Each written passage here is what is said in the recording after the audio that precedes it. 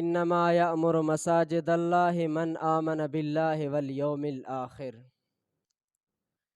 रुगो उहो ई आबाद कंदो अल्लाह जूं मस्जिदूं जंहिं ईमान आंदो अल्लाह ते ऐं ॾींहुं आख़िरत ते।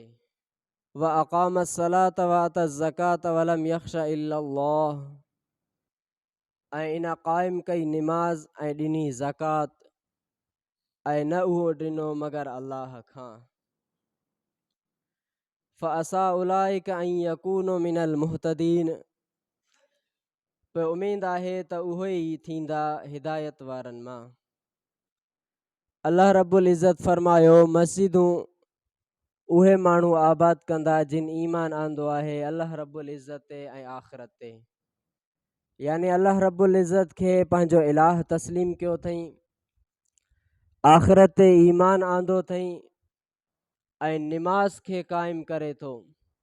जेके अल्लाह रब्बुल इज़्ज़त ते ईमान बि आणनि था, अल्लाह तबारक व ताला खे पंहिंजो इलाह बि तस्लीम करनि था, सम्झनि था ऐं नफ़ा नुक़सान, औलाद, धीउ पुट, जेके बि शयूं आहिनि अल्लाह रब्बुल इज़्ज़त जे हथ में आहिनि, उहे सभु अल्लाह रब्बुल इज़्ज़त खां सम्झी करे अल्लाह रब्बुल इज़्ज़त ते ईमान आणे थो ऐं आख़िरत जे ॾींहं ते बि ईमान आणे त अल्लाह रब्बुल इज़्ज़त जेका दुनिया वारी ज़िंदगी अता फ़रमायो आहे ऐं वरी आख़िरत जे अंदरि अल्लाह रब्बुल इज़्ज़त हिकु दफ़ो ॿीहर उथारींदो। इन ईमान सां गॾोगॾु निमाज़ खे बि क़ाइमु करे थो, जंहिं निमाज़ खे अल्लाह रब्बुल इज़्ज़त मुसलमान ते 5 वक़्त फ़र्ज़ कयो आहे।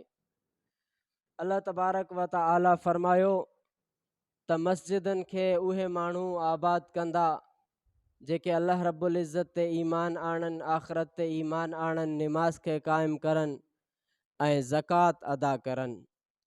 जेकॾहिं साहिब निसाबिन अल्लाह रब्बुल इज़्ज़त उन्हनि खे माल ऐं मिल्कियत अता फ़रमायो आहे त उहे पंहिंजे माल ऐं मिल्कियत मां अल्लाह रब्बुल इज़्ज़त जे रस्ते में ज़कात अदा करनि था।